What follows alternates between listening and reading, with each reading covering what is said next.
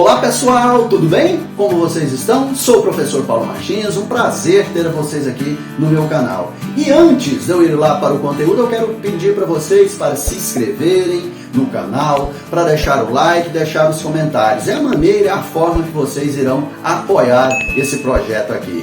Hoje eu preparei para a gente falar aqui de redação, mas em outros vídeos nós vamos falar também em alguns momentos sobre literatura, vamos falar sobre escrita criativa, vamos trazer aqui vários conteúdos culturais envolvendo esse mundo, esse universo aí da escrita, certo? Bom, antes de tudo eu quero fazer uma pergunta para você. Como que você está se sentindo nesse momento aí, hein?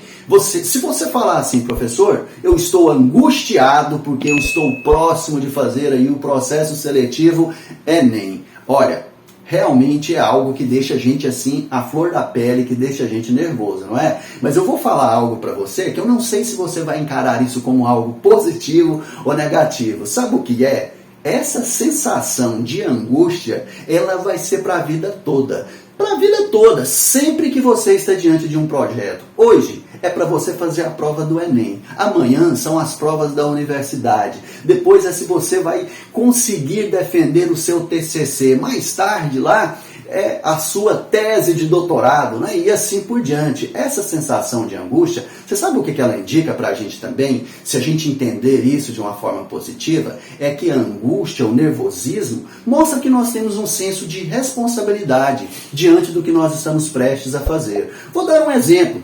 Amanhã eu tenho um aulão na faculdade CESUP. Como que vocês acham que eu me sinto? Apesar de já ter feito isso várias vezes, eu me sinto um pouco ansioso. Por que eu me sinto ansioso? Eu tenho que preparar conteúdo, eu tenho que preparar material, eu tenho que pensar como que eu vou agradar, que eu vou responder à expectativa daquelas pessoas.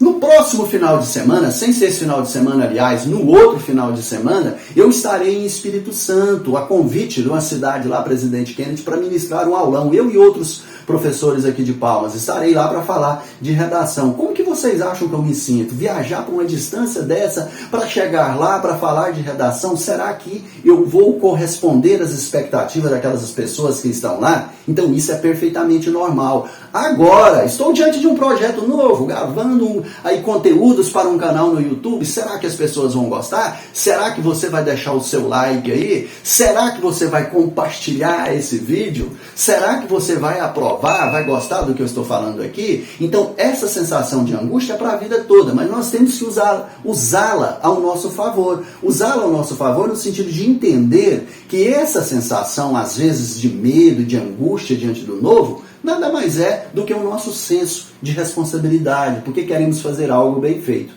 Certo? Então, se tranquilize aí, ou pelo menos tente se tranquilizar. E para te ajudar a te tranquilizar um pouco mais, eu preparei um conteúdo aqui. Nós vamos falar sobre a macroestrutura da redação do Enem. O que é a macroestrutura? Veja só, lá você vai ter uma folha mais ou menos como essa, com 30 linhas para você preencher. Vai ser colocado para você uma proposta, né, textual, um tema para você vai estar diante de uma frase problema, uma frase tema, como por exemplo no ano passado foi o estigma associado às doenças mentais. Dentro dessas 30 linhas, você precisa dividi-las em parágrafos, certo? E é isso que eu preparei para você. Então imagina que seja as 30 linhas e o que você vai fazer? Você vai ter o parágrafo 1, o parágrafo 2, o parágrafo 3 e o parágrafo 4. Por que eu estou chamando isso de macroestrutura? Porque nós estamos estudando as 30 linhas no todo. O que é a macroestrutura, a microestrutura, que mais à frente nós também teremos conteúdo sobre isso. A microestrutura é a parte do texto, dentro do texto, é o parágrafo, é como que se estrutura, como que se organiza dentro do parágrafo, certo? Mas por enquanto vamos pensar na macroestrutura, que são aquelas 30 linhas que você terá lá para preencher. Olha, como que você poderia organizar isso, os assuntos e os parágrafos aí? Vamos lá. Dissertação argumentativa. Essa é a estrutura que nós vamos estudar aqui. O que é uma dissertação? Dissertar é falar sobre, é apresentar um tema. argumentativa. Não basta só você apresentar esse tema. É importante que você argumente, que você convença o seu interlocutor sobre o seu posicionamento, sobre a sua crítica, sobre a sua tese diante do tema. Certinho? Vamos lá, olha só. Então vamos lá para essa macroestrutura, essa organização das 30 linhas aí do seu texto, da sua redação. Na introdução, que é essa primeira parte, é importante que você apresente o tema e a tese. O tema e a tese. Isso quer dizer que você pode fazer isso aqui em mais ou menos 6 linhas. Mais ou menos 6 linhas. Isso quer dizer assim, não que seja exatamente 6 linhas, mas 5, 7, 8 linhas. 9 linhas eu não aconselharia você fazer, já seria demais. Por que 9 linhas é demais? Essa parte, você tem que entender que essa parte é a parte expositiva do seu texto. É o espaço que ele serve para você apresentar, informar o seu leitor sobre qual é o problema que foi colocado. Correto? 6 linhas para essa parte. A parte seguinte, você vai apresentar um tópico. O que é um tópico? Um tópico é uma ideia que esteja ligado ao seu tema e sua tese. Eu esqueci de falar, mas olha só. A tese nada mais é do que o seu posicionamento diante do tema. Correto? Vamos pensar aqui. 2019 foi colocado o tema na democratização do acesso ao cinema no Brasil. Se você, na sua introdução, deixou claro que no Brasil o cinema não é um meio cultural democrático, pronto, esse não é democrático já é a sua tese.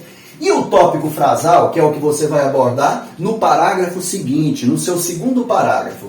O seu segundo parágrafo, isso aqui é o seu desenvolvimento 1. Que você pode fazer em mais ou menos 8 linhas. Por que eu coloquei aqui tópico? Porque todo parágrafo ele deve ser organizado diante de uma ideia. Ele deve ser organizado em torno de uma ideia.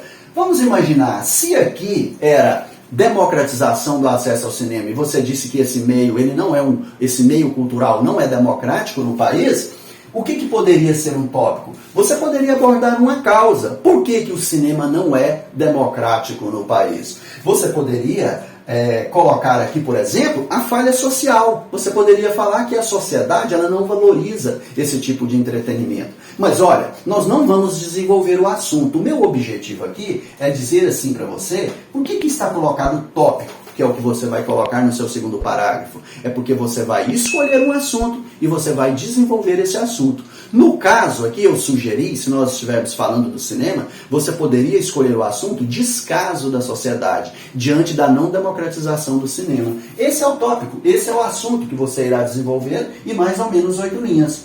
Para o tópico 2, por que tópico 2? Porque você terá que escolher uma outra temática relacionada à sua tese. Já que você apontou como tese que o cinema não é democrático e apontou a falha da sociedade, no tópico 2 você pode apontar, por exemplo, como a negligência estatal, a falha do Estado, a falha governamental, o descaso governamental. Da mesma forma, você pode colocar isso também em mais ou menos 8 linhas.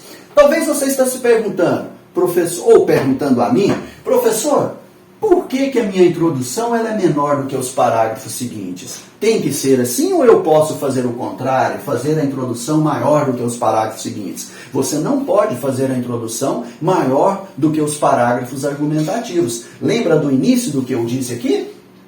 Tema e tese é a maneira, essa parte você irá apresentar, você irá colocar um texto expositivo. E o seu texto, ele é argumentativo. Isso é lógico, então. A parte argumentativa, que é a parte do desenvolvimento, os parágrafos têm que ser maiores. Esse é expositivo. Ele serve para você somente apresentar o que você vai falar ao longo da redação.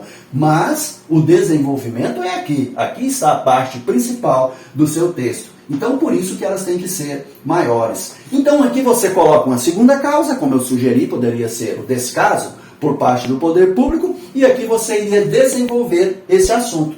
Por último, você tem o que nós chamamos lá, o último parágrafo, que também pode ser feito em mais ou menos 8 linhas. Isso quer dizer 3 vezes 8, 24, com mais 6 dariam então 30 linhas para você preencher a sua redação, não é? Ó, a proposta de intervenção. O que é essa proposta de intervenção? Se você apontou que o cinema não é democrático, e a causa disso é a falha da sociedade, e aqui você discutiu uma outra causa, que é a negligência estatal, agora você precisa colocar uma proposta que solucione a não democratização do cinema, relacionado com a falha da sociedade, também atrelado, relacionado ao descaso governamental. Ou seja, a sua proposta de intervenção, a solução que você vai propor para o problema, ela deve estar relacionada ao seu projeto de texto, que tem a ver com o seu tema, a tese, não é? Que aparece na sua introdução, e também o tópico 1 e o tópico 2. É isso, pessoal. Em outros vídeos nós teremos muito mais, tá? Se você gostou, compartilhe. Se você gostou, se inscreva no canal, deixe o seu like aí, deixe sugestões de aulas que você gostaria que nós abordássemos aí, tá bom? Tchau, tchau, um abraço para vocês. Nos vemos na próxima, hein? Até mais!